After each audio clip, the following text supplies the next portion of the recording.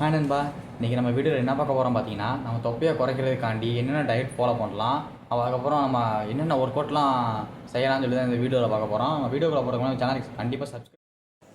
தொப்பையை குறைக்கலாம் ரொம்ப கஷ்டமான வேலையில் இல்லை நண்பா, ஈஸியாகவே குறைச்சிடலாம். நம்ம ஃபஸ்ட்டு என்ன பார்க்க போகிறோம் பார்த்தீங்கன்னா, நம்ம தொப்பையை குறைக்கிறதுக்கு டயட்னால் நீங்கள் சாப்பிடாமலாம் இருக்க தேவையில்லை நண்பா. ஜங்க் ஃபுட், அதாவது ஆயில் ஃபுட்லாம் நீங்கள் எடுக்கக்கூடாது. அதே மாதிரி முடிஞ்சால் நீங்கள் ஸ்வீட்டையும் கொஞ்சம் கம்மி பண்ணணும். இதை பண்ணாலே உங்களுக்கு 75% ஃபேட்ஸ் சேர்றது ஸ்டாப் ஆயிரும்.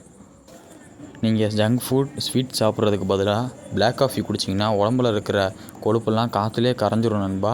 அதனால் என்ன பண்ணுறீங்கன்னா, தினமும் ஒரு கப்பாவது பிளாக் காஃபி குடிச்சிருங்க.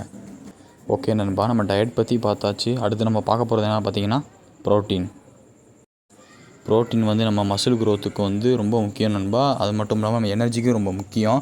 அதனால் நமக்கு ஈஸியாக கிடைக்கிற சில ப்ரோட்டீன் ஃபுட்டை உங்களுக்கு சொல்கிறேன், அதை நீங்கள் ஃபாலோ பண்ணிக்கோங்க.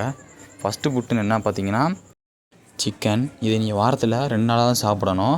அடுத்து பார்த்தீங்கன்னா எக். இது நீங்கள் தினமும் 2 எக்காவது சாப்பிட்ருக்கணும்.